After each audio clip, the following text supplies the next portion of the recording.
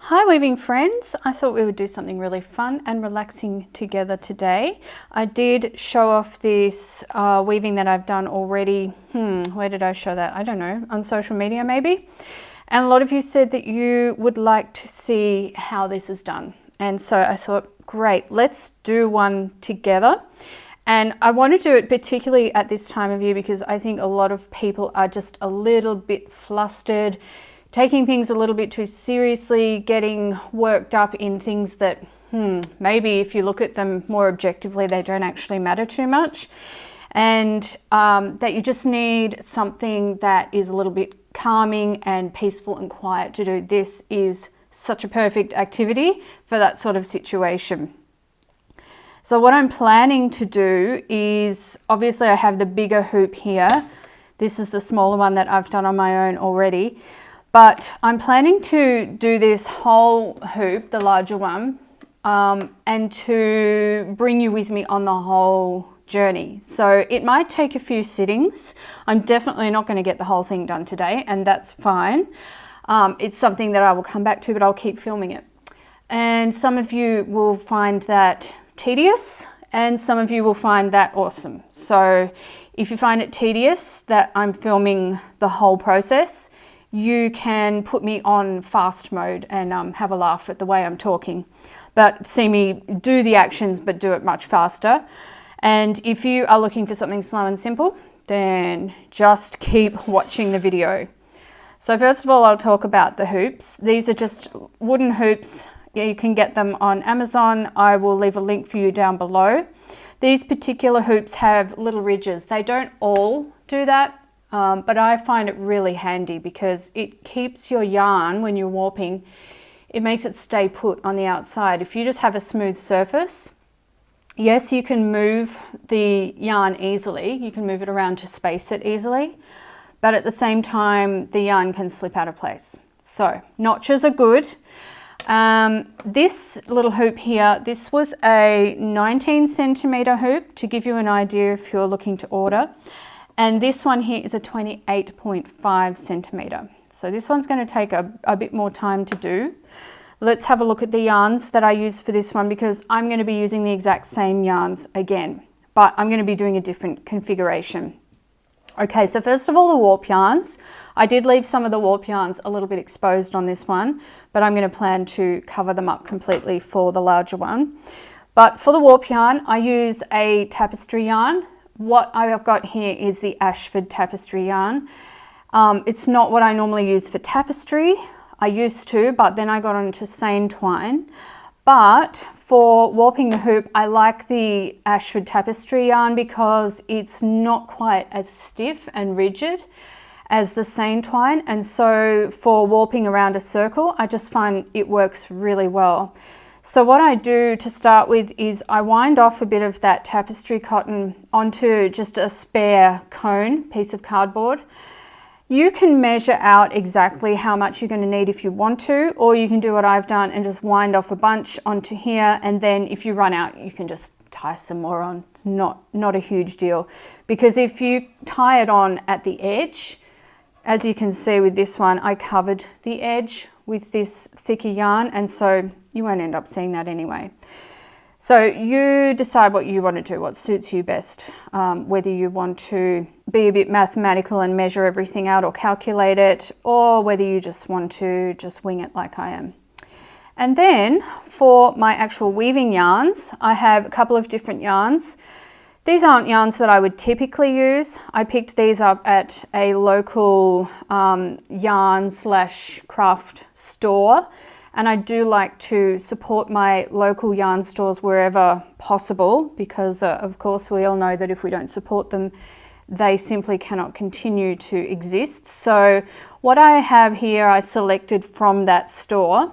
And I've got Peyton Sierra Chunky, and it's an 80% acrylic and 20% wool. The reason I chose it, well, two reasons. I liked the thickness. Hey, three reasons. Okay, one, I liked the thickness. Two, I liked that it is very loosely plied, so loosely spun. It's really a single, but it doesn't come undone. And then thirdly, I liked that there was a variation in the color. and I sort of wanted that. So if you look at this one, you can see that it's a very subtle variation of color, but it's there. Okay. And out of all the colors that they had, this was the one that I liked the best. Normally I would choose much more contrasty colors, but it's good to do something different. And then for the other yarns, this is for the blue and the pink that you see on this piece. This one is Panda Soft Chunky Yarn. It's a 55% acrylic and 45% cotton. And I chose this one because I thought it coordinated well with this. Here's the other one. It's the same yarn in a different color. I thought they coordinated well with the first yarn that I had chosen. And also they were right with the thickness. I like the thickness. These are also very soft, very nice soft yarns, and I just thought that they would be really good in this circle weaving. All right, these yarns that I've just mentioned, I did do a bit of a search online, and I think that they are mostly available in Australia, but there will be substitutes. There are always substitutes. So maybe I will list some possible substitutes down below, depending on where you are, if that would be helpful. I'm sure it would for some of you at least. Anyway, let's get on with the actual warping now. So we use a little cone rather than the big cone of tapestry yarn, because once we've warped a heap of this circle, well, the spaces between the warps, it gets smaller and smaller. Like to start with, I'm warping across. I have plenty of space to move my yarn in and out. But as I get more and more kind of spokes on the wheel, I guess you could say, a cone like this is not going to fit through them so well. It's going to become a bit cumbersome. So that's the reason for the smaller cone. All right, so the first thing I want to do is I just want to tie it in a double knot onto the hoop, and I'm going to do that at one of the notches. I am not going to use every single notch on this hoop. The reason being, when I was doing this one, I did start out by warping every single notch, and even though these hoops are different sizes, they each have 1/2 inch knots, so every 1/2 inch around is notched. I started warping this one every 1/2 inch, and then when I started weaving, it was like, no, it's way too tight for the thickness of the yarn, and it didn't look very nice at all, not to me anyway. And so I tried doing every inch instead, so that's every second notch, and that was the ticket. That was just perfect. So once I've tied on there, I'm going to bring my yarn down and I'm going to bring it through, so underneath. And I want to line it up with a notch at the bottom that seams about halfway through the circle. So that one there looks good to me. I'll try the one next to it. No, that's too much of an angle, so I'll grab this one. Okay, so that's my first warp thread. And then next, I want to take my yarn up and I'm going to take it through the hoop. So this is one of the rules. Every time you are doing a new warp thread, you're going to go through the circle so that all of your warp threads end up going over, under, over, under. And I'm going to bring it up to the right, and I'm going to go in the second notch, not the next notch along from where I've already started. All right.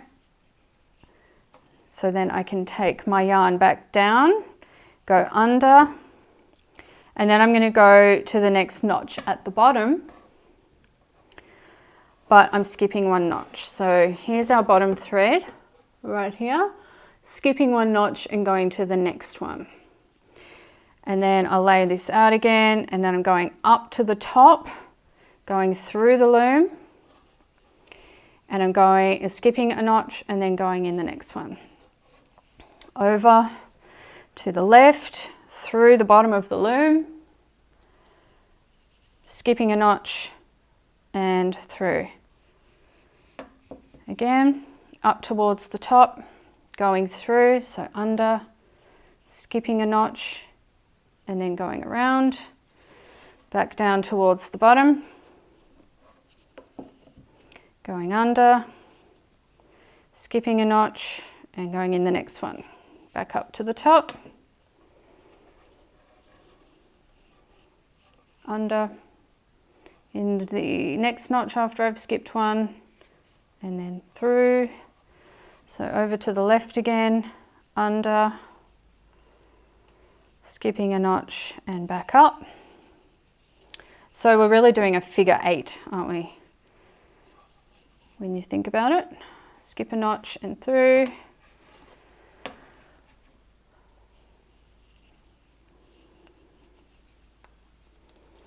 So this part's fairly repetitive. We're just going to keep doing this until we fill in all of our notches and come back to our starting point.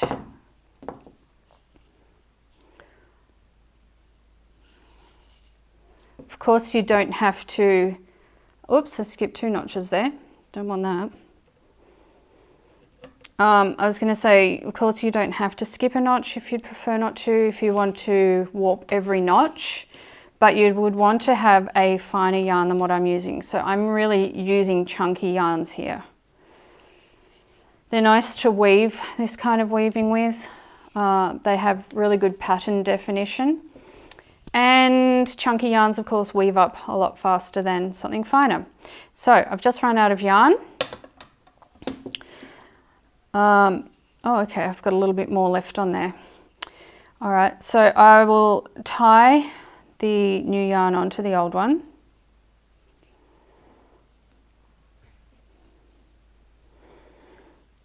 And I've placed my knot so that it's right at the edge. So that's going to get covered up. All right, and then I can just continue going under, around, back down, whoops, jumped again, back down, and skip a notch, and then around, and that yarn's finishing as well. Okay, so obviously I've got some shorter lengths on here that I kind of forgot about, I guess. What I need to do, I think, is to just roll a bit more onto this cone, off of the larger cone. So, you know, then I can roll on enough to at least know that I can finish it without having to constantly tie off. Yeah, I actually totally forgot that I had shorter lengths of yarn on there.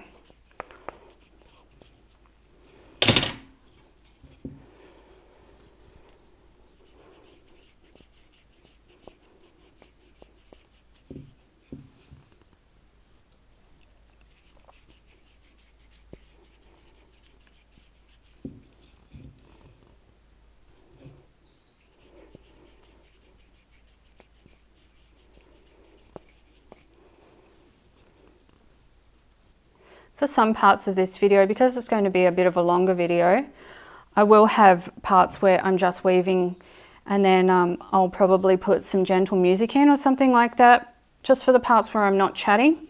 But for this first part, where I'm actually showing you how to warp, then I'm going to keep chatting, so there's no point in putting the music on just yet.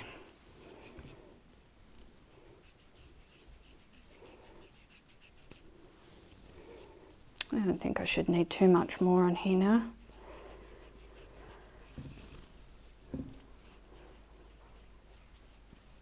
All right, I'll leave it there. But again, if it runs out, it's okay, not a big deal. I'll just tie on again. So I'm going to try to tie close to the edge. And I've got a bit too much length there for easy tying, so just make it a bit shorter.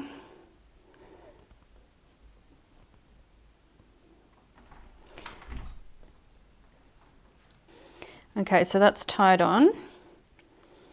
And so I can just start again as though nothing ever happened.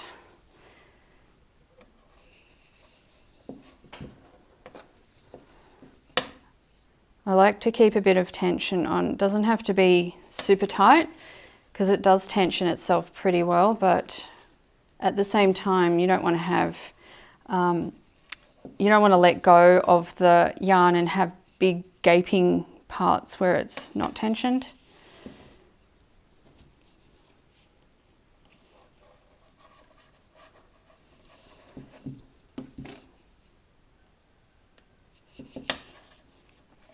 And also the notches, they help to keep things tensioned pretty well because they keep the yarn in one spot.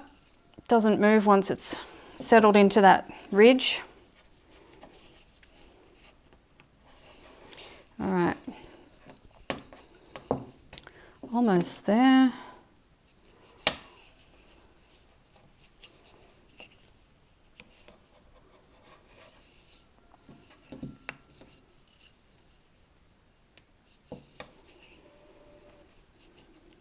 See, now this is why we need the smaller cone, because we end up trying to get into smaller spaces.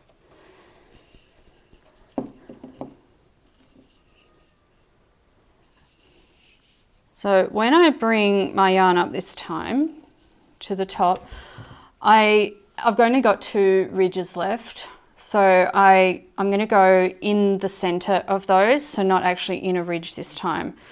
Otherwise I have to go to one side or the other, because there's only those 2 left, and I'd rather have it in the middle so that it is going to be a smaller gap between these warps, but it's not going to be as big as if I put it to one side. All right, so down, and now at this point at the bottom I'm back up to where I started. So instead of going all the way to the other side, I'm going to go through the middle, because as you can see, the middle it's a little bit messy at the moment. The threads are a little bit all over the place. And so if we take this yarn up through the middle and then come back, and then I'm going to come up. If you look at the warp thread where we started, there's only one single warp thread there, whereas all of the others we go over and then under, so there are actually 2 warp threads together. This is the only warp thread that we have left that doesn't have that. Sorry, I just noticed that that thread at the top has moved into one of the ridges, and I wanted it in the middle. It doesn't want to stay in the middle. I have to coax it. All right, so pulling that yarn from the middle means that it brings the middle together a little bit more. You can go over it a couple of times if you want to, or you can just go over it once and then come back through. Some of the threads, like say this one here that's not centered, it's going to get centered once I start weaving, just as long as I'm aware of where the threads are and where they should be. So it's up to you. If you think you need to have that in place, you could use this cone to go around again and then back down to your original warp thread. But for me, I'm going to be aware of that. So I'm going to just address it as I come to it with my yarn, and I'm not fussed about it. So back at my original spot, I'm going to cut the yarn, leaving a bit of a length, and then I can just knot it to that original tail that I left there. Do a nice double knot so that we don't have anything coming undone, any movement. Hey, why not even triple knot it? Just to make sure. And then we can just leave those tails for now, and we will address them a little bit later as we get to them. So this is how it's looking now. As I said, not completely neat in the middle, but that will neaten up really fast. So now I can make some decisions about how I'm going to make this, how the design is going to be. So for this one, I started with this wool, acrylic wool, and then I sort of graduated out to the cotton acrylics. Let's see, this time I think I will start with one of the cotton acrylics in the middle and work my way out from there. Now, A lot of people like to use a needle or something. They'll thread up a needle with a bit of yarn. I actually like to just use my fingers, but it's your choice. So I'm going to grab some of this yarn, and I don't want to make a really long length because then that just makes it a bit difficult. So I have that length, and I'm going to measure that for you because it's well enough for me to say here is a length of yarn, but I need to give you an idea of how long it is. So let's get my little trusty tape measure and see what we've got here, and that'll give you an idea of how much I feed off. And I don't always feed off the same amount every time. It does vary a bit. So that's 40 inches plus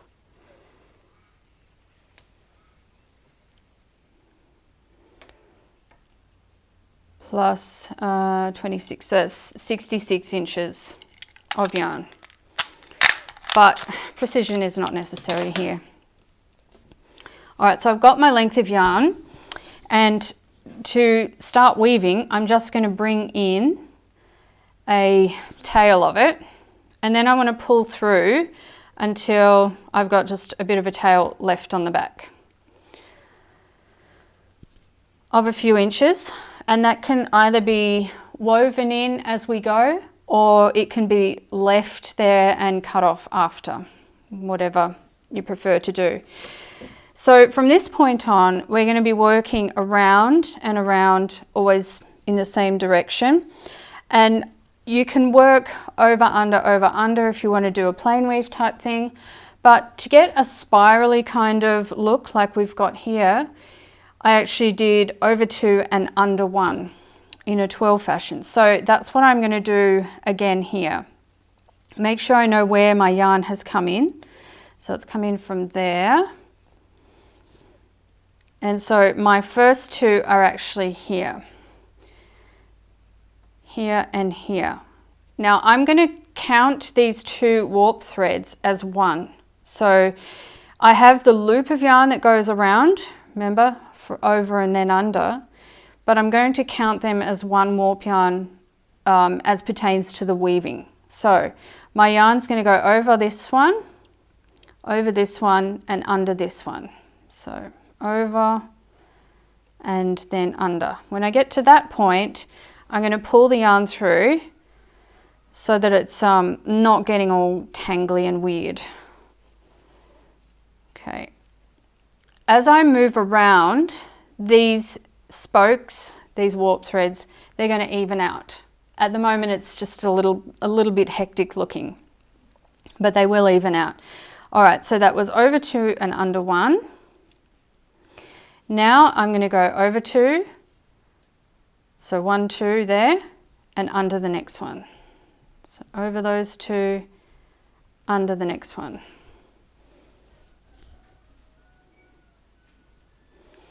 Then I can turn it a little so I can see where I'm at. If you get confused about what you've just done or where your yarn's supposed to be, just lift up the working yarn and you'll see I just went under this one here. So that means I'm going to go over this one and over this one and then under this one. And it's so much easier to work where there's more space, where the warp threads are spaced further apart, rather than trying to work in here where you can't see what's happening yet. So over this one, and then under that one, and then pull through. And I like to kind of pull it down towards the center a little bit, and that's going to slip it in nice and tight in the middle. So again, now I need to go over these 2 and then under this one. So over and then under.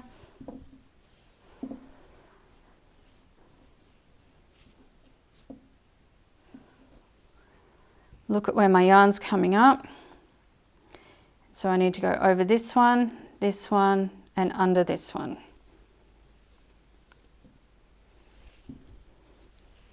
And then once you've got a few rounds in, then you'll really be able to see what you've got and what's happening.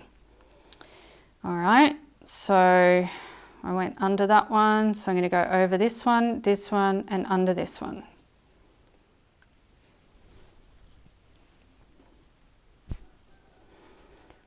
pulling it down over these two and under this one.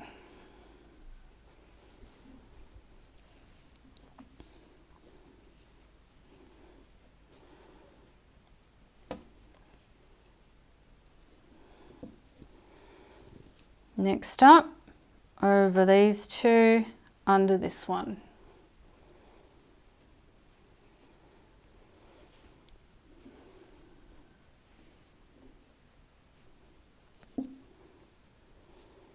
Over the next two and under this one.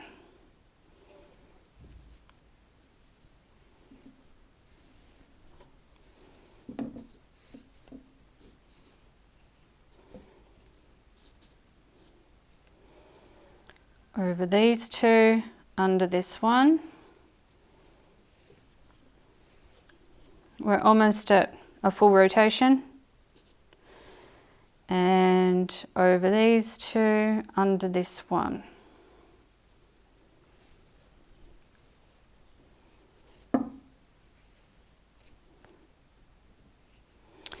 Once you're back around to the start, I'm not quite there yet, but you might notice that your tail, or the yarn where your tail is, starts to bump up a little bit. So you can just give that a tug to encourage it to sit back down. And then I'll go over two, hang on, over those two and under this one.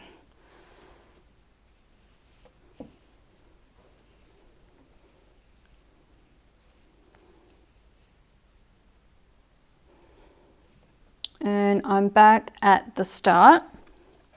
And so I'm just going to continue the pattern. I'm not actually going to do anything different, but to go have a look at the one that I just came underneath, and then I'm going to go over the next two and under the next one. And as we do this, we will start to see a pattern forming.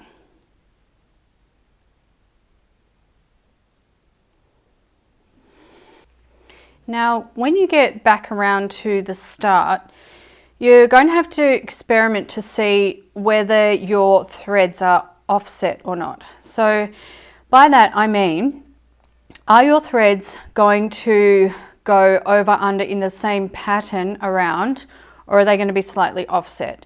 The offset is what you want. So let me say, for example, I've come back to my original thread, and I'll just pull that back through for a minute.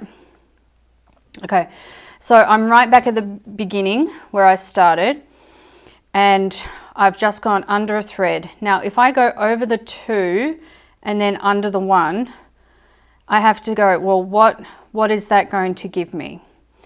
And then go under two, go over the next two and under one, then my thread is actually going to be following the same path as before, but I want it offset. So one way to do that, if yours is not offset, is to do something a little bit different just for the first round. So for this one, for example, I'll go over three and under one. So let's do that. But that's the only time I'm going to do that. And then that offsets me. So you can see now the last thread goes over and this thread goes under. That's what I want. I don't want them to go on the exact same path. So now I'm going to revert back to my 2 over, 1 under, and then my threads will be offset as I go around. I hope that makes sense. So 2 over, 1 under, 2 over, 1 under, 2 over, 1 under, and I'll show you closer in a moment so that you can really see what I mean about the offset, the offsettedness, if that is a word. 1, 2, and then under, and 1, 2, and then under, 1, 2, and then under,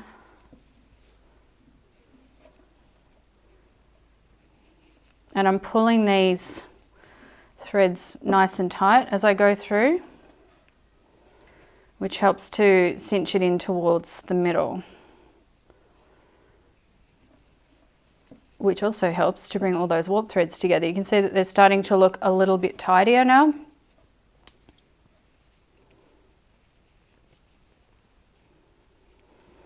Okay, so over 2, under 1. All right, so I'm almost just about to go on to my third round.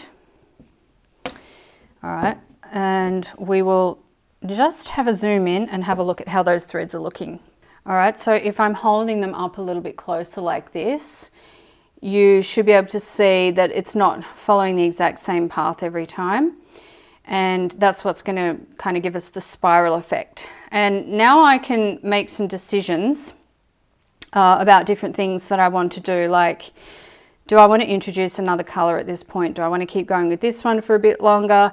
And also I might want to bring in something extra, such as just something to help push it in with, whether you've got like a wooden needle or something else. I'm using that purple thing, which I use for sewing, and it's just helpful to push those threads in towards the center if they're not already nicely cinched in, because the tighter you get your threads in the beginning, the more this little messy bit in the middle will be covered up to begin with.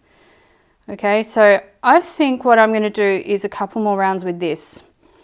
Then I want to change to maybe 1 or 2 rows of pink, and then I want to bring in my wool acrylic. So that's what I'm going to do just now. So back to where I was, I've just come underneath that thread. So I'm going over 2 and then under 1.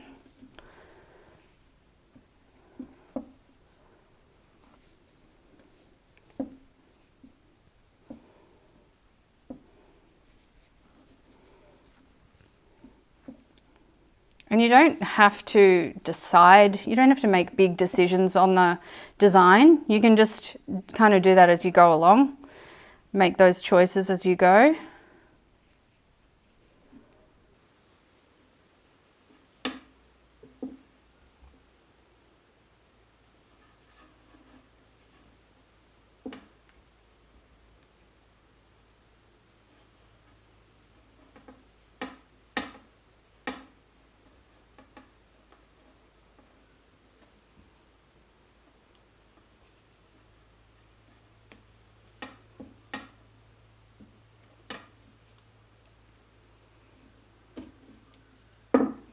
Another reason to not wind off too much yarn to start with is you can get a bit tangly, and like this cotton acrylic, it's made up of a lot of strands, and the strands do start to come apart a bit. So what I'm going to do to just aid that a little bit, because it's getting a bit raggy at the end, I'm just going to cut and restart. And for my next round, I will not cut off quite so much. Let's see, what have I done here? I need to go back 1. It's very easy to unweave if you make a mistake.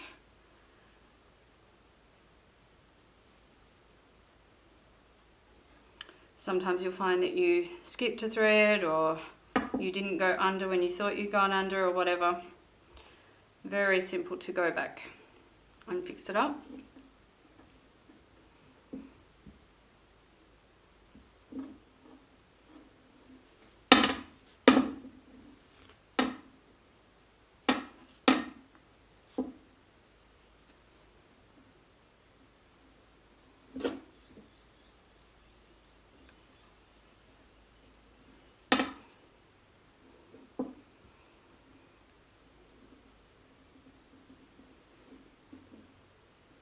Pretty simple, huh? Really not hard. Now, if you start to find that it's not offset again like it's supposed to be, so for example, I've come to here and I've found that if I go over 2 and under 1, then I'm going to be following the same pattern again. So I'm going to jump over 3 to just make that offset again. That didn't happen with the last one that I did, so I'm not sure why, because my last circle had an even number of threads and so does this.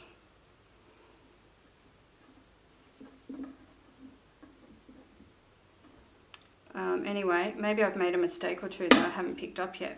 That's possible. Not really a big deal though, because I'm not being a perfectionist with this. I'm just enjoying it.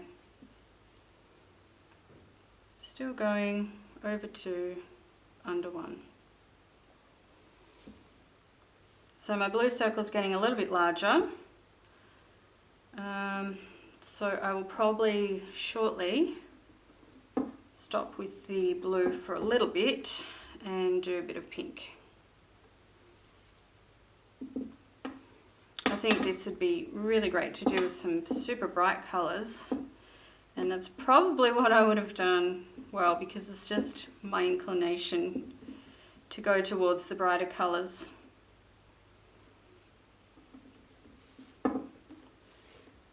But as I said, I just chose from what was there, and that's fine.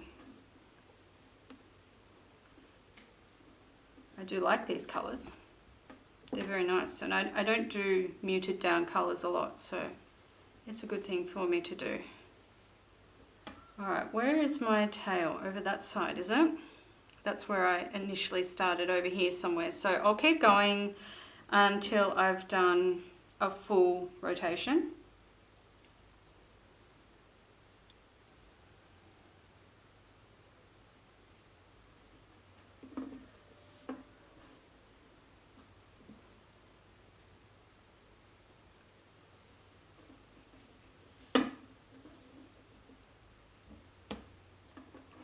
Where are we? Still over there, okay. You can stop and start wherever you want. There's no particular rules about that.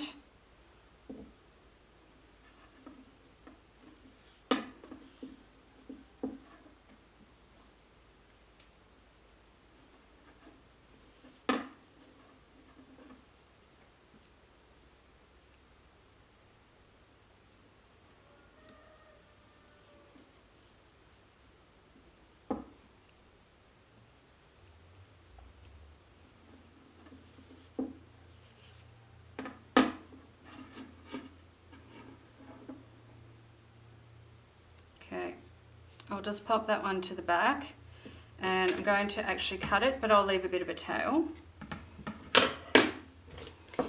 Then I'll wind off a little pink. I'm going to wind up a lot less pink because I don't intend to use it for that long. And also my blue did get a bit raggy. You can see how the plies sort of come apart.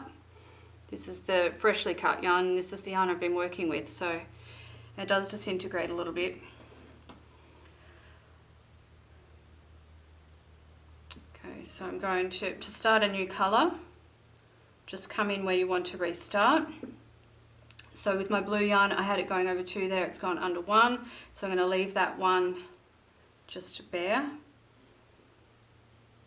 and pretend like this is the blue yarn and just restart my sequence of over 2, under 1.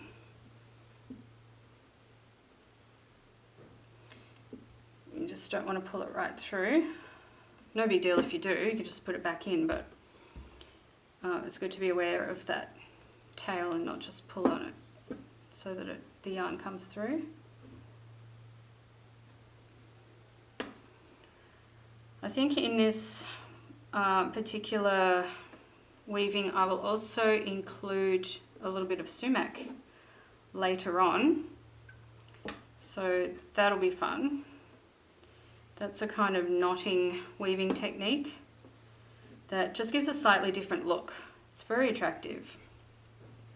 You'll get to see that in action.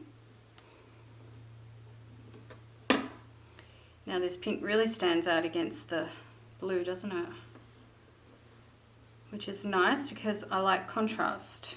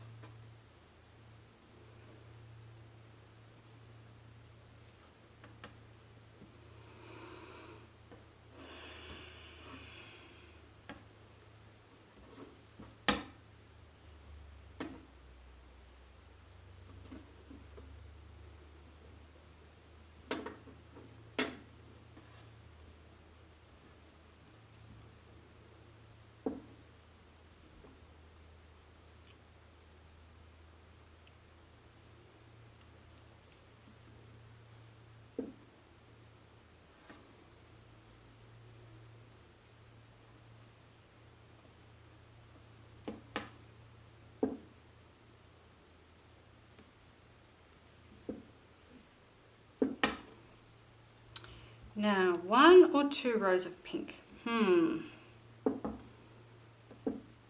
think I'm going to go for another row.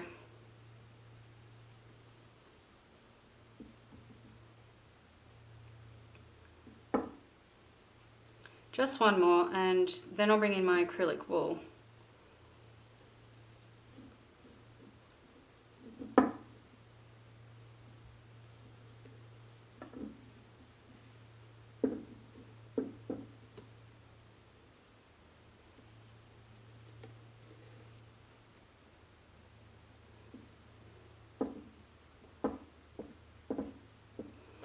Just want to do a quick push in.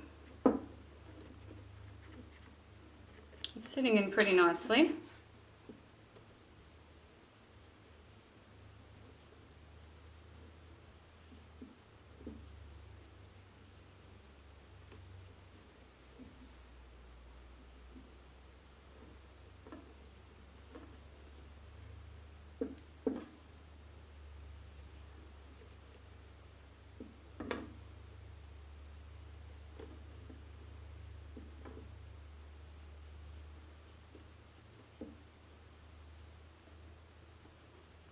Almost back at the start.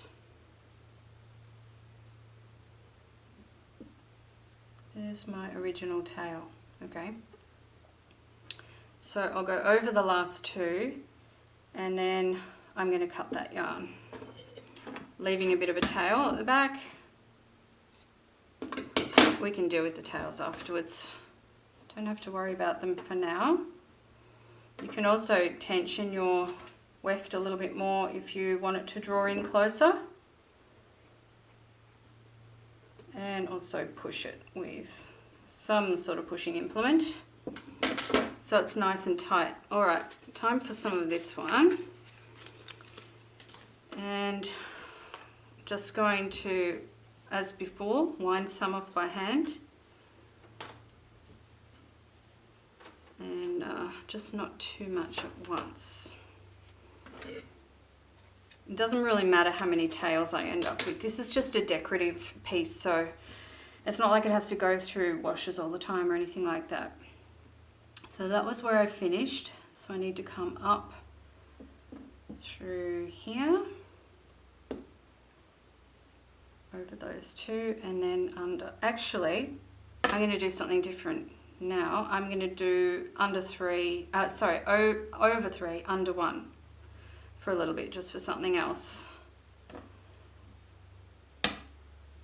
because you know, with a weaving like this you can swap things up as much as you want to. Okay, so over 3, under 1.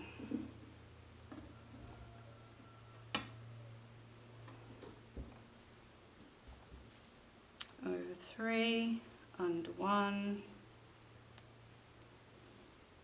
Over 3, under 1.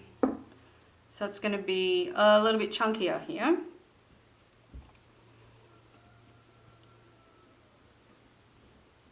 And I don't mind the idea of slightly chunky because this is a large frame, so if you've got a larger area to work in, then larger texture is going to work much better than it would in a small space.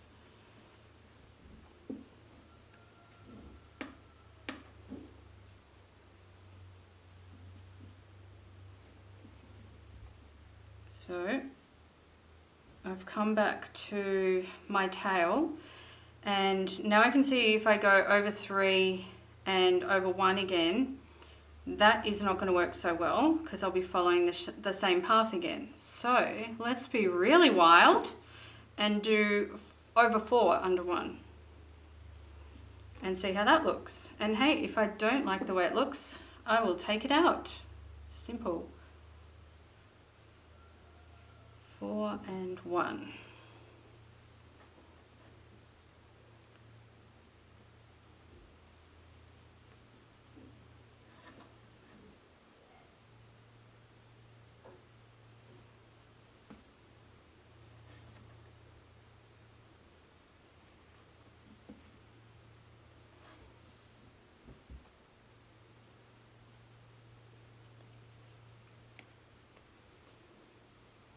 do like the way it looks.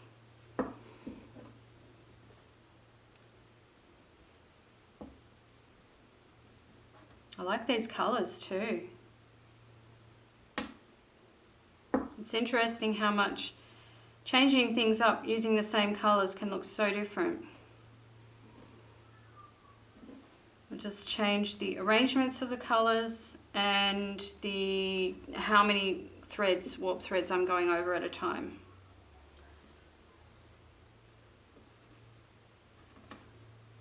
So I'm still doing 4-1 here. And yeah, I'm really liking that. I might stick with that for a while.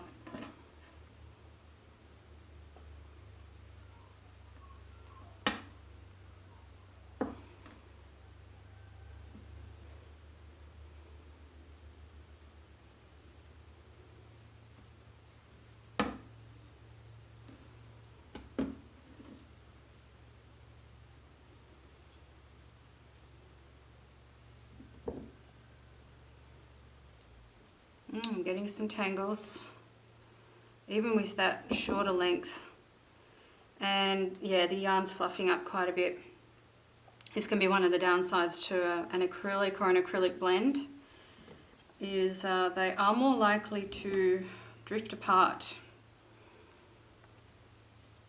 or unravel or whatever. But they're still very usable. We just need to remember to do shorter lengths.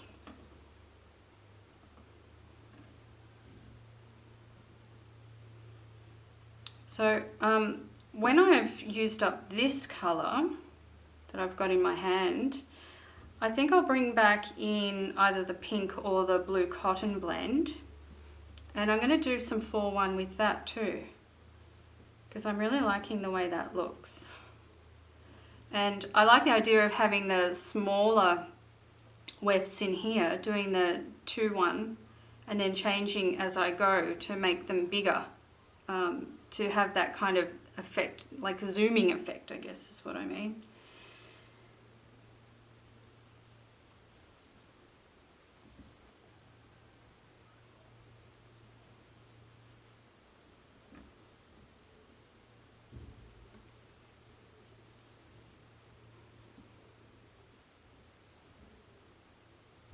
Don't forget to check the description box below for links for various things that I'm using in this video.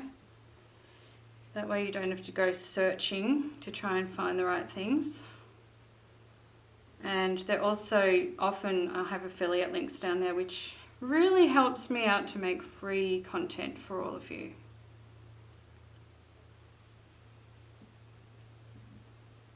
This is looking quite lovely, I must say. I'm going to give you a close-up in a minute. But I'm in the zone at the moment, so I've got to keep going. I don't have that much yarn left in my hand, so I'm just going to use that up. And then we'll have a break and see what we've got and what we're doing next. Isn't it fun to just be able to weave, not think about it too much? With a weaving like this, no calculations, very little pre-planning. It's just fun and whatever you feel like doing and whatever you have on hand. I should have mentioned this before, for my warp, I could have used something like an 8/4 cotton. I do have some 8/4 cotton, I just didn't have it in the colours that I wanted to go with these colours. I had them in kind of stronger colours that wouldn't have matched so nicely. So yeah, you don't have to just use a tapestry yarn. So if you don't have tapestry yarn but you have something else, try using that. Just don't use an acrylic because you'll get a stretchy warp. Acrylic's not great for warp usually. It does depend on the acrylic, so that's a generalization of course, but if I tried to use something like this for my warp, it wouldn't end well. It'd just drift apart. And especially with the abrasiveness of going around and around the warp like this, no, you wouldn't use something like this. Because by the time I'm finished a few rounds of this kind of yarn, it's a little bit like a wool roving. it's really lost quite a bit of structure. And that's really nice for the weft, but not for the warp. No thank you. I've had difficult warps before, and they don't make for a fun weaving experience, so we want it to be fun. Alright, I'm nearly done with this piece of yarn. And also it's up to you when you're weaving how loose or how tight you pull your weft in. I'm sort of, what am I doing? Like a medium. I'm not pulling it in really tight and I'm not leaving it super loose. I like the bounciness, the loftiness of that look, so I don't want to pack that in and tighten it up too much. Alright, I think I'll leave that there. Let's have a look.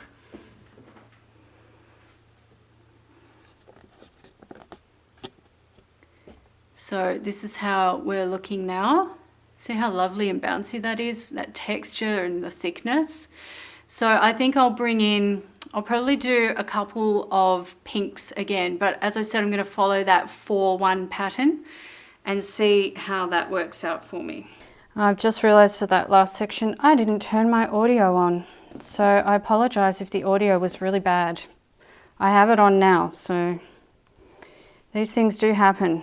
Doesn't matter how much practice you have at something, you will forget things. It just happens. All right, so there's the last warp that I went over. Then I need to go under one. So the next one that I go over will be this one. So bring my pink up in there. And I want to do 4. And then under that one. Let's do that, see how that looks, hey?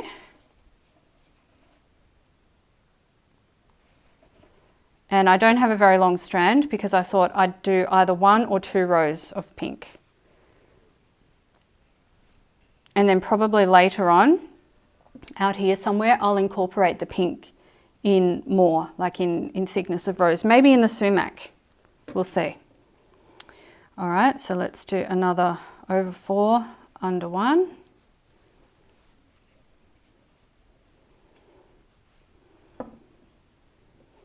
So this is going to be a bit bolder now because it's a more contrasty colour and we're going over more warps.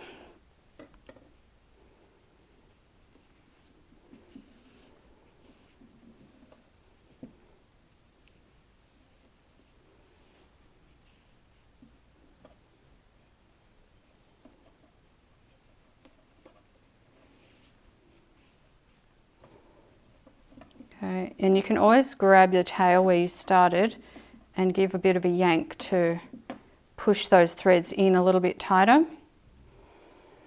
if you want to, but as I said, you can leave them looser if you like that look. All right, I'm definitely going to do another row of this because I just like the way it looks when it's a little bit more solid. So over 4 and under 1 again. My pattern is offset, which you can see here. We're going over and under different threads to how we did in the last round. And that's what makes that nice spirally look. Over 4 and under 1 again.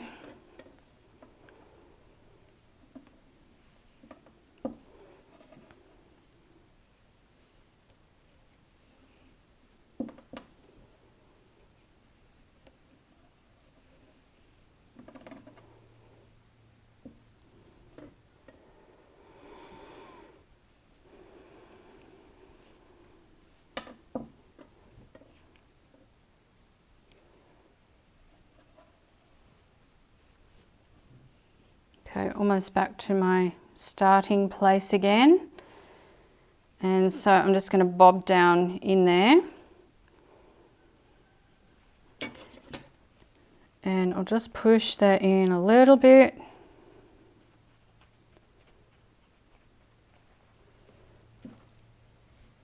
Yep. Yeah, I think we'll change colour again from there. Okay. So I'll cut that tail again. Tails are mounting up at the back a bit now.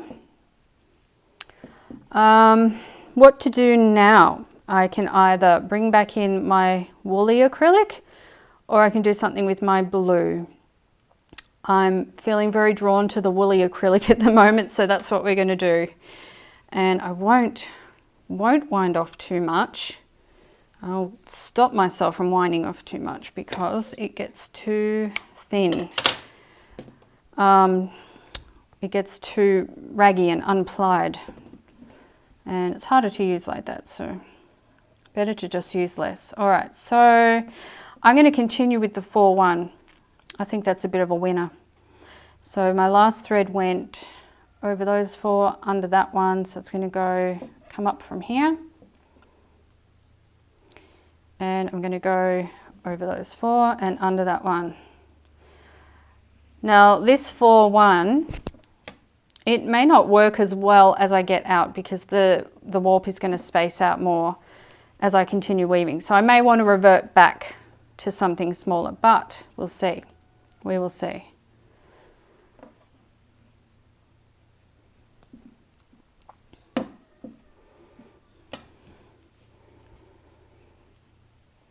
For now, it's still over 4 under 1. That's my fave now.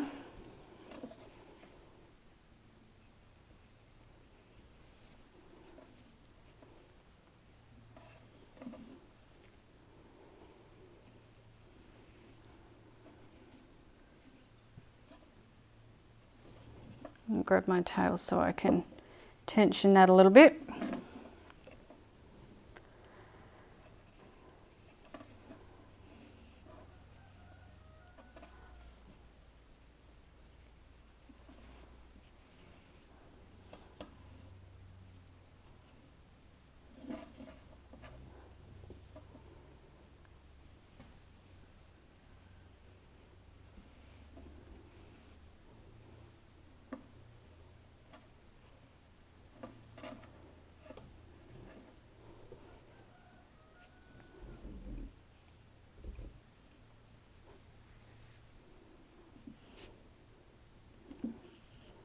Oops, I pulled that right out. I was pulling from the wrong direction. We'll go back.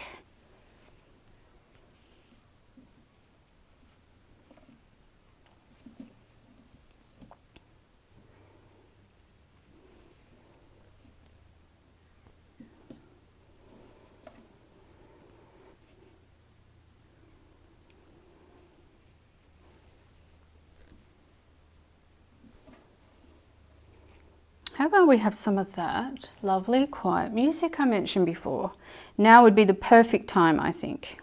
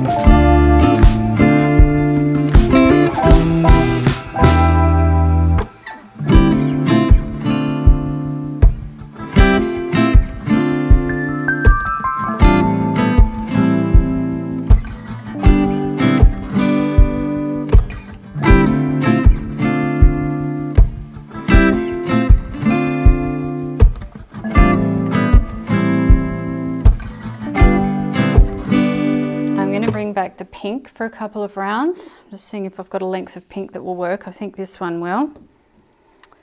And where did I finish off? Here. Okay, so I went over those, I'll go under that one.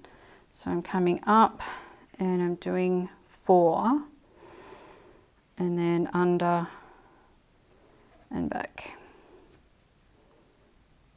And I'll probably do 2 rows of this, but it depends if I've got enough yarn. I should have. Great way to use up scraps of yarn too.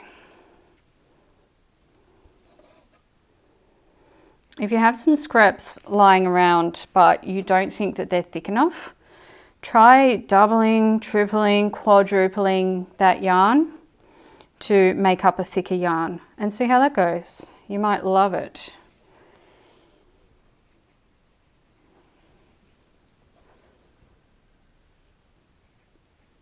I might have spoken too soon about getting in 2 rows. We'll see.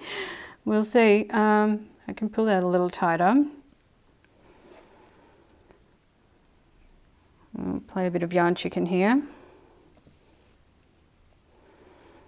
As I said, you do not have to have complete rounds. I'd just like to have that thickness of the pink at the moment. Ooh. Getting close. Oh, let's see. Oh dear. Oh dear. This is very close. Oh, am I going to make it? Oh, look at that. Oh, don't you love it? Love winning yarn chicken. Except I don't have one here now. So 1, 2, 3, 4. Oh, I went over 5. Okay. Yeah, I spoke too soon. So let me see if I can utilize this tail that I left here. Probably cannot. Try going over those 4. Just to fill it in a bit. Yeah, that'll do. The more yarn you put on, the more squished in the weft becomes. So that's okay.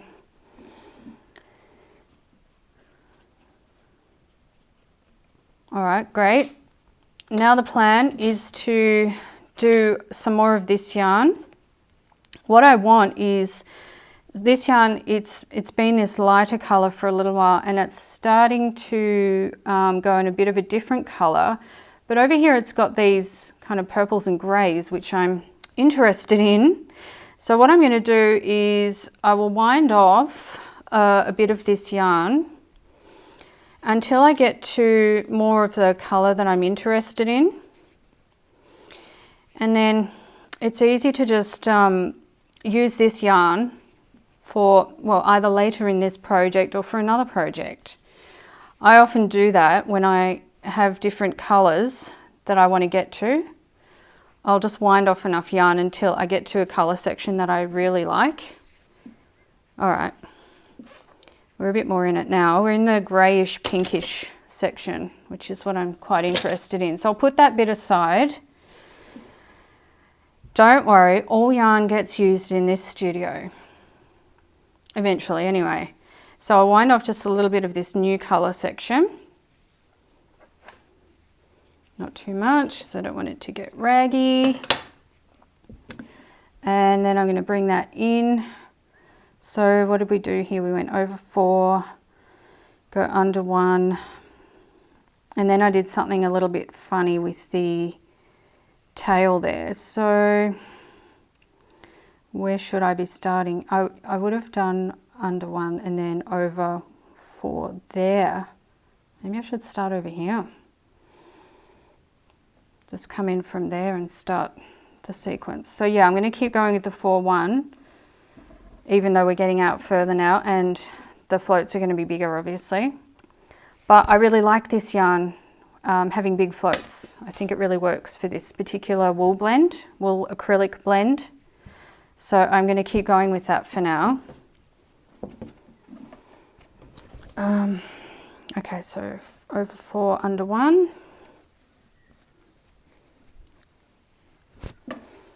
Slowly we're growing here.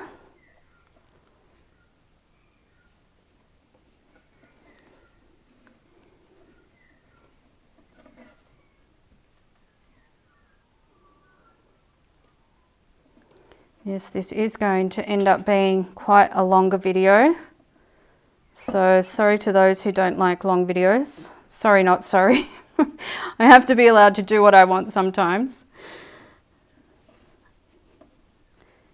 You know, for me personally, I like watching long videos. If I'm weaving or if I'm doing some other crafty activity, something with my hands, and I'm watching a video or I'm listening to a podcast or whatever I happen to be doing, I like it to be longer because then it's like I'm spending time with the person and, you know, it's like we're investing in each other. It's nice. So, yeah, I want to be able to make longer videos, at least sometimes. YouTube's a very fickle thing sometimes, but, you know. There are some days where I just say, oh, well, I'm just going to do what I want to do. I guess if people like it, they'll watch it, and if they don't, they won't. And that's that. You can't be living according to other people's rules all the time. When you've got your own stuff you want to do as well.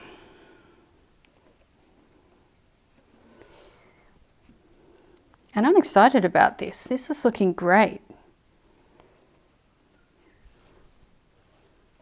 I'm actually liking having the extra space to play with.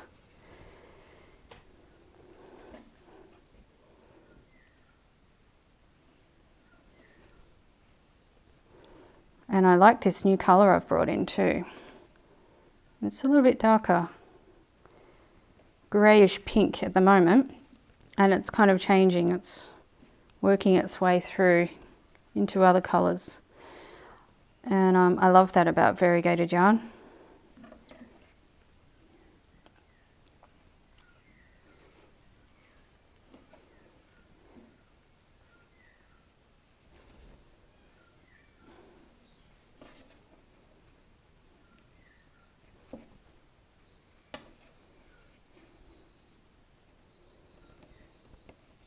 I think I would probably save the sumac for a little bit further out.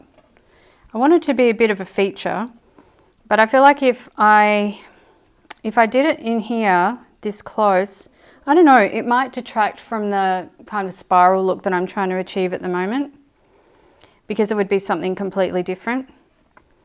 But out here as like a border type thing, I think that would be really nice. So that's what I'm going to aim for. So if you're waiting for the sumac, I'm sorry, you have to wait a little bit longer. As I said, you can speed me up or skip through if you're impatient for the sumac.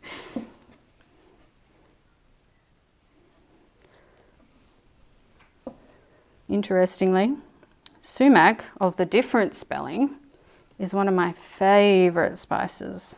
I love it. I could eat it on just about everything. If you haven't tried it, it's like I believe it's Middle Eastern. It's got almost like a zingy flavour. It's a little bit lemony, but not lemony. Hard to describe. It's you can use it to dye wool too, to dye yarn. So it's very useful. But yeah, I love it. Tastes good on just about anything. Maybe not on sweets, but I love it on savoury dishes. But that's a different kind of sumac to what I'm going to show you here later. Quite different. All right, used up that piece of yarn. Isn't that pretty? Oh, that's so nice. It's better than I envisioned, so I'm happy. So I'm going to keep going with that colour for a little bit longer. I will probably try tying some pink back in at some point. But not yet. I want a little bit more of this. I'm liking this colour a lot. So I went over 4 there, skip that one and come up to go over the next 4 and then go over, go under, not over. Go over first, then under after.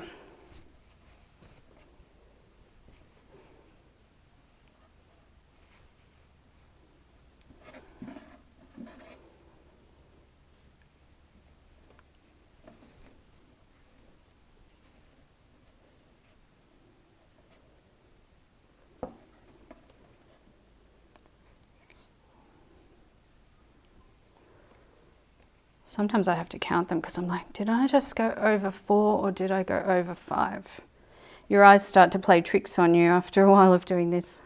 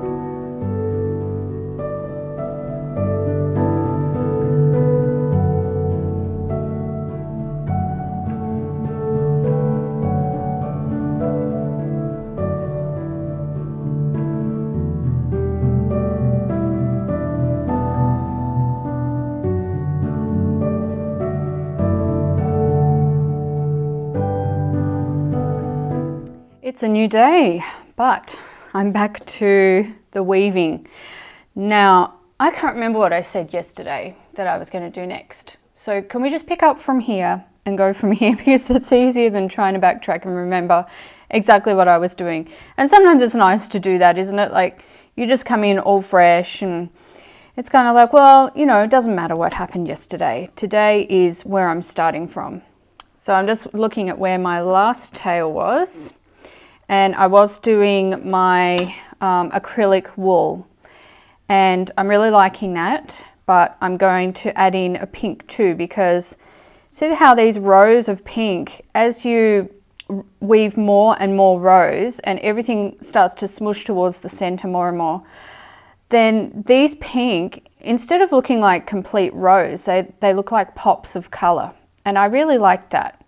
So that's something to bear in mind, is if you want a color to really stand out and you want a lot of definition in the rows, then you're probably better off to do more rows of it. But as you get out more, and especially if you're using lofty yarns like this, acrylic is very lofty, very squishy, and kind of dominates a little bit. And so, yeah, I'm going to put another, I don't know, row or 2 rows of pink in now. But I wanted to do a similar thing that's been doing, just to pop out here and there and become part of that spiral design, but not to become a huge feature yet. I do want to make a feature of it as we get out more. So we're still doing 4 over 1 under. And so that's what I'm going to keep doing, that pattern for now. Subject to change when I feel like it. Because that's the kind of weaving this is.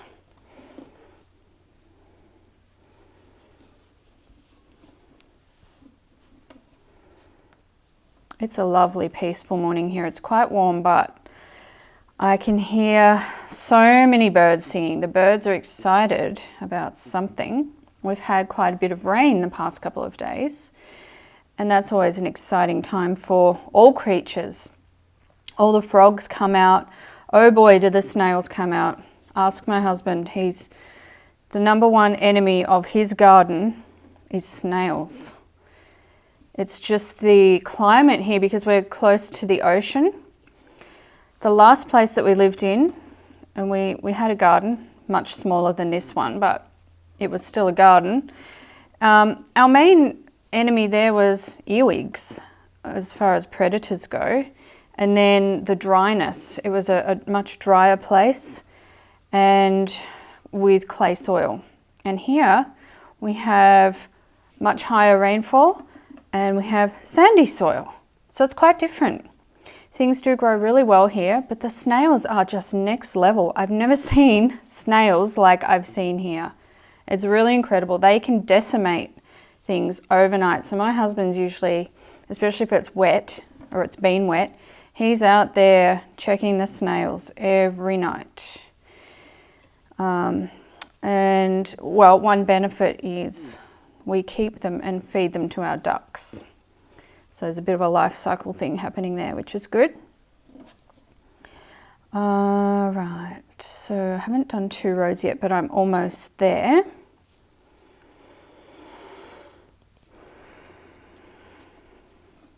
Where's my tail? There it is. So we'll just pop over that section for that bit of coverage. I'll cut my tail. Got a lot of tails back there now. That's fine. And now I'm bringing this acrylic wool back in. And, oh, that's right. This is the funny thing about breaking up over days. Remember yesterday, I wove this amount off because I didn't want this colour. I wanted to get to this more pinkish colour. So I'm glad I remembered that, because I thought when I came into the studio this morning, I was like, oh, look at me. I've already wound off the next part of the yarn. Aren't I clever? I should have wondered why there was so much of it. And then I would have remembered. Anyway, I remembered in time, so that's the main thing. So a small section of this yarn again. And coming up, looking where my tail finished off. So I'm coming up here. I'm going to do a bit more. So you can see I've increased the rows of the wool acrylic here, but I want to do even more than that this time. And I don't even know how many rows I did there. I wasn't counting, but I just want to do more than that this time. So cue the music, because I'm going to be here for a little bit, just doing the 4 over 4 under 1 with the acrylic blend.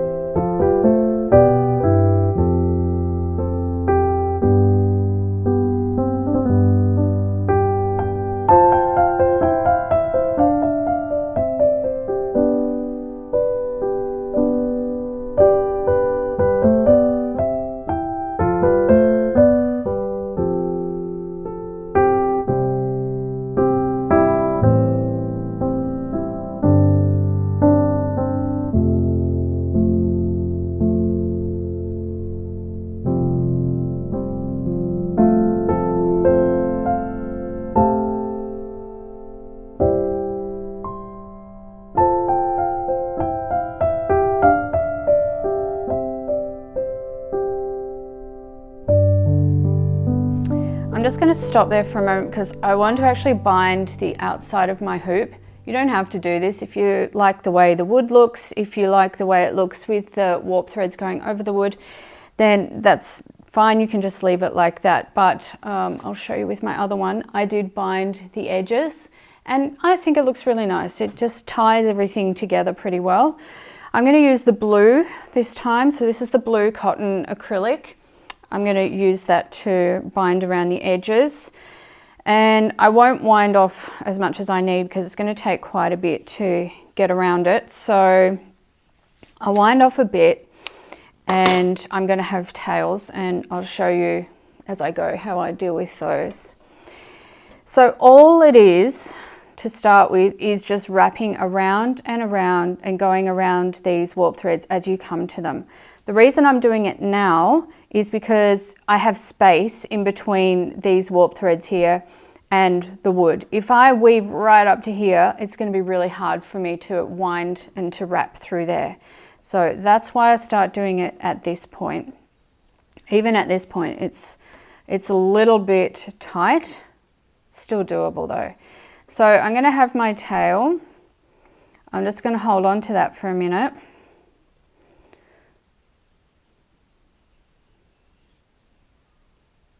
And then as I start wrapping, I'm going to wrap over the end of that tail as well. So I usually just start on one edge of the warp thread, one of the warp threads. Doesn't matter where you start.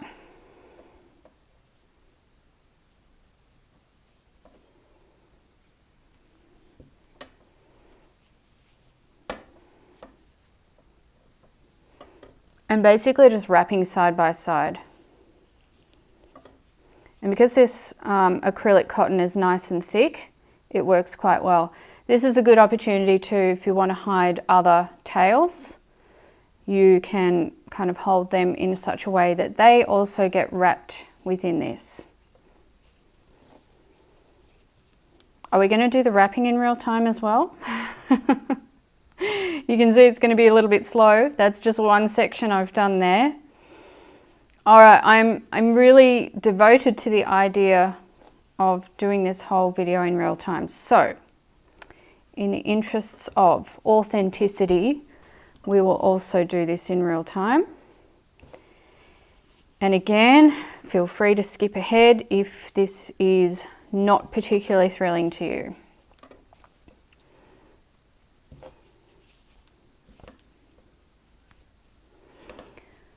So you might be able to see how those tails are being incorporated as I go.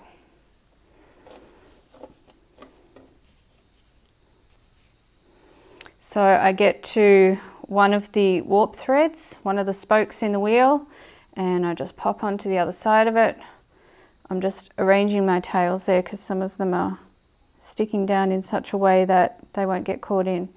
So I want to have them sort of laying flat against the hoop if I can, and that way they'll all get incorporated in as I continue to wrap. And I wrap pretty firmly too, so much more firmly than I weave, because if I don't, then I'm going to have loose bits all over the place. It's not going to look as nice. And you can see I'm keeping my index finger there on the tail of the yarn, or the working part of the yarn, as I wrap. And that keeps it nice and tensioned for me. Again, I've got some more tails there. Okay, I'm going to move to the other side of this warp now.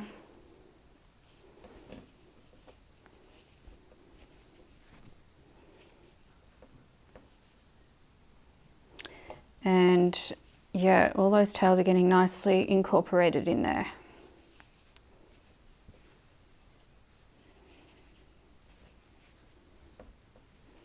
Again, you could thread up a needle.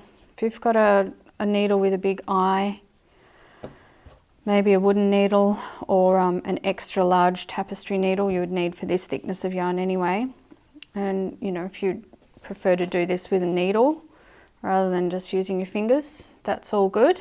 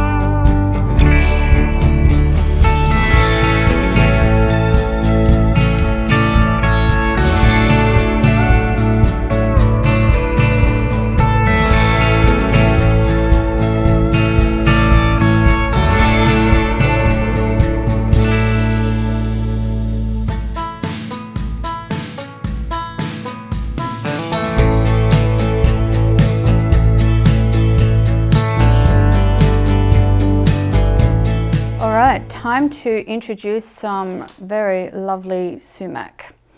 I've got a length of my cotton acrylic here, and I am going to use the pink. And what I've got is, I've got a fair length, but I've doubled it over. So here's the loop where I've doubled it. And what I want to do is have that loop go around one of these warp threads. So I'm just going to thread that in there.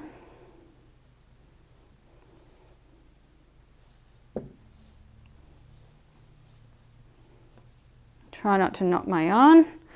Okay, so that it's now looped around, and then I want to have so that the legs of my loop are even. So the two ends are going to be together, and then I'll just even up my loop that way so that I know I've got equal amounts of yarn.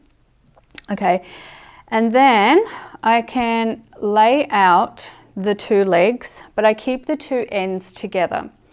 And what I'm going to do is look at the next warp thread along. So this is the one that the loop is on, and then we're just going to move around in that order. But I'm going to take these two ends underneath that next warp thread that doesn't have any sumac on it, or doesn't have any pink yarn on it. And I'm going to pull that through so that when I pull through, it's going through the legs of the yarn. And that's going to kind of catch the yarn, and that's what makes our beautiful sumac design. So different ways of doing sumac. This is just one. But you can see here, this is the telltale clue as to whether you've got it correct or not. As you pull the loops, you'll see a little loop on one side and a little loop on the other, like a pair of scissors. And then I want to pull that up. And then when I have my yarn down, then I have this kind of little V shape. It's almost like a heart shape, really. It's you'll see it more as we go around. So now I'm going to keep moving this way. Even though I pulled my yarn up that way, I'm going to now move down this way because we're moving this way around the loom.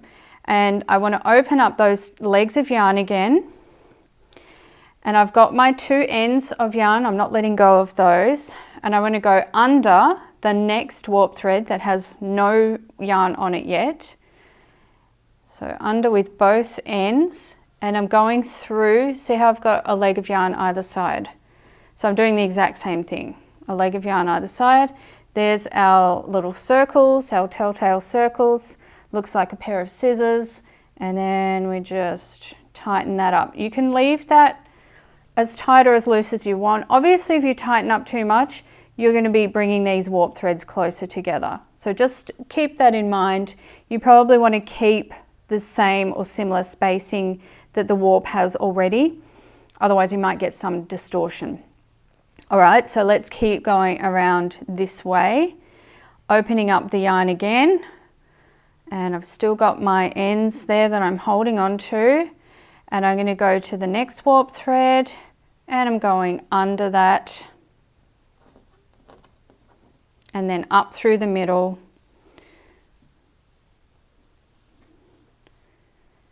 and there's our next loop for the sumac. So it's really attractive. It's going to give a bit of a different look to the piece, and it's going to give a contrast. It really stands out, and it's just lovely. So I'll keep going with that under the warp. So even though we're going under the warp threads, we're not going under the loom or anything like that, because if we do that, then our yarn will get all caught up. So don't get confused about that aspect. Okay. Open up the yarn, go under the next warp thread. Does it remind you of a chain stitch? It's very similar. Open up, go through, but not under the loom, only under the warp thread. This is really simple once you get the hang of it. You're just looping threads around each other, and it makes a pretty design. And you can push them in if you want to you know, snug them up against the weaving that you've already done.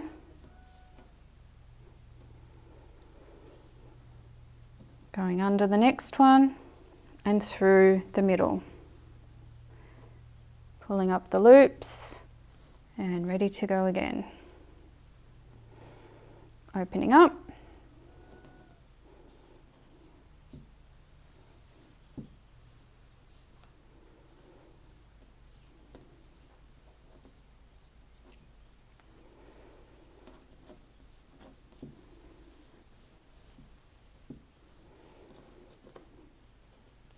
And I've not yet decided what I'm going to do after this. I do want to incorporate a little more of the blue acrylic, the blue cotton acrylic blend, but I'm just not sure how at the moment. That's okay, I'm sure I'll have the answer by the time I finish this round of sumac. I could do several rounds of sumac, alternating the colours. There's an idea. It's good to think when you're weaving away, you're not sure what to do next. Just think of the possibilities. I could do this. I could do that. And the answer will probably come to you. It doesn't mean you have to end up doing all those things that you thought you might do. They're just ideas. Ideas that help you reach your conclusion.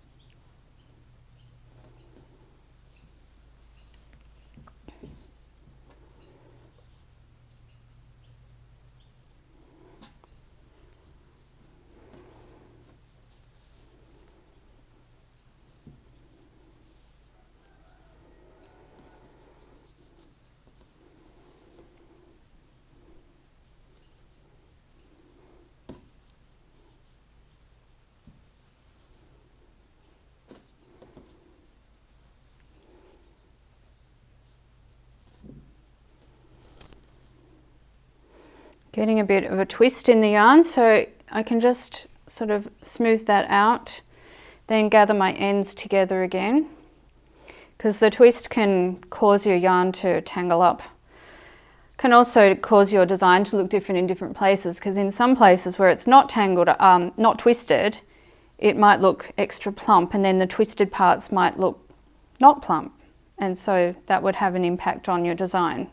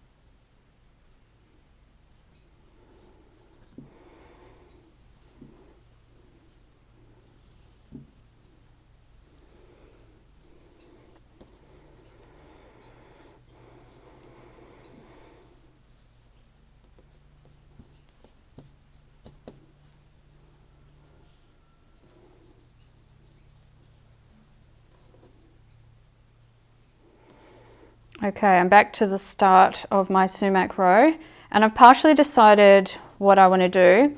I've got a bit more yarn left here, so I'm going to keep going.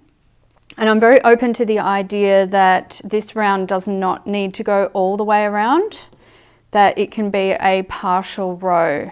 Then I'm going to bring in some of the blue, I think, and do, you know, pick up the row where I left off with the pink and start on the blue.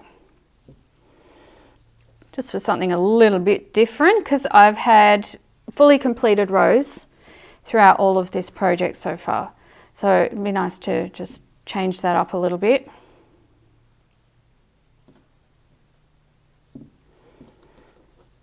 And I don't have enough yarn here to get right around with another row of pink, and so that feeds into my idea perfectly.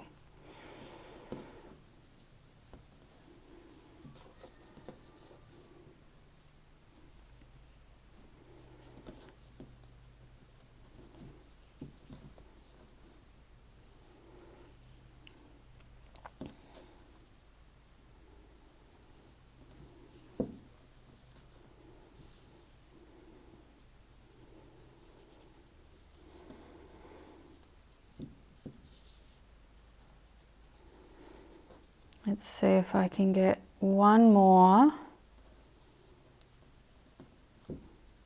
There we go. Now I'm going to tuck those down to the back, and when I start the next part, they'll just become part of the back tails.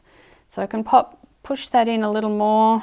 You can push it in really as much as you want to, or you can leave it not pushed in as much as you want to. And of course it will be more pushed in when I introduce the blue. So that's how the sumac looks. That's where it's doubled up, and then we've got some of the single row here. So it's a lovely addition. All right, time to bring in some blue for the next row of sumac.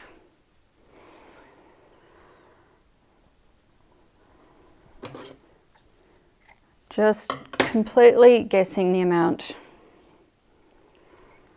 So I'll bring my ends together. That gives me a loop, and I'm going to loop in. So this is where I finished off right here. I'm going to loop into the next warp thread.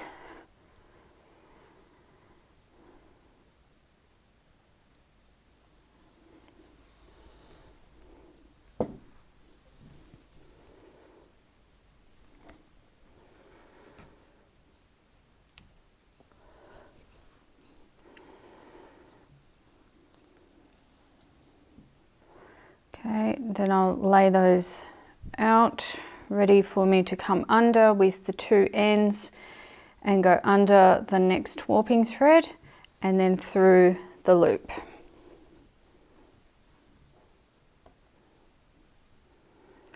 Lay them out again, pull through.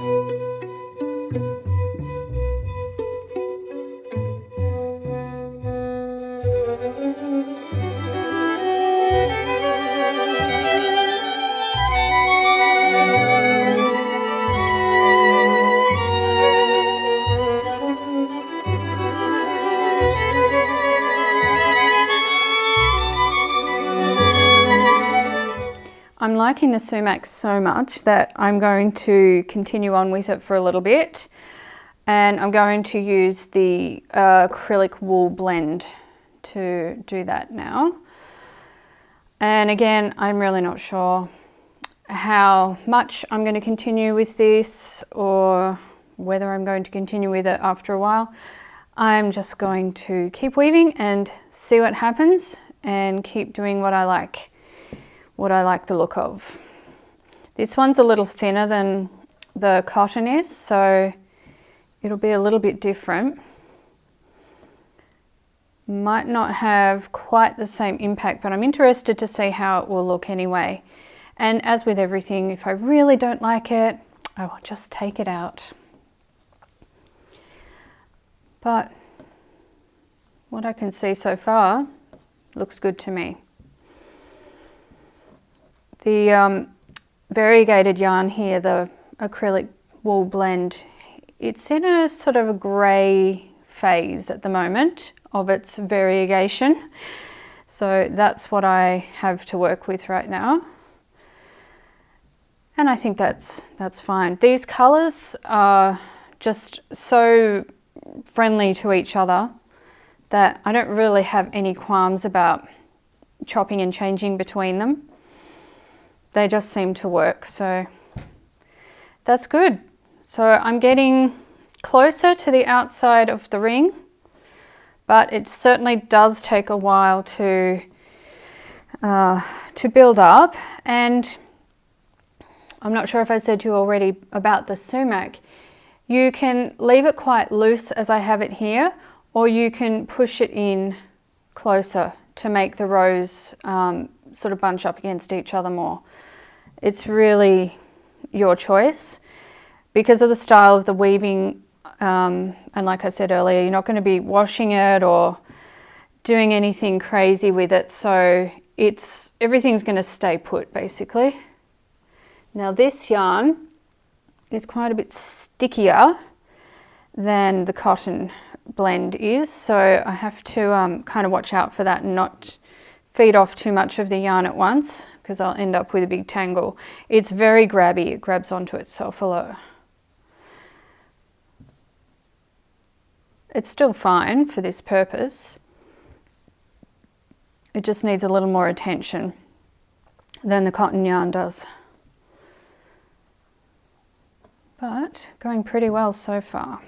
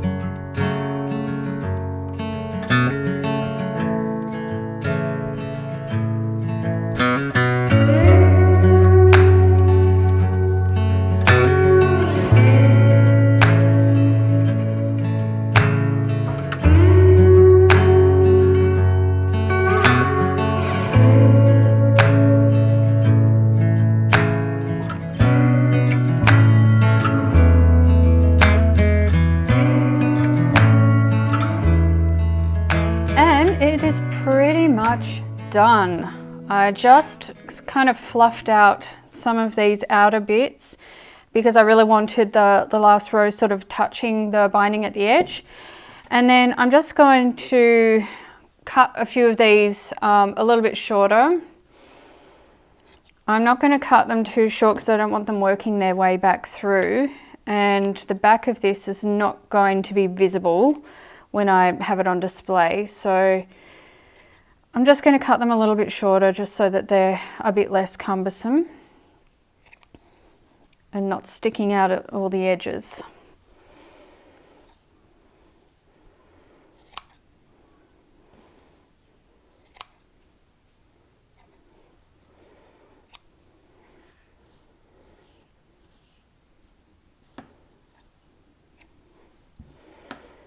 All right, let's see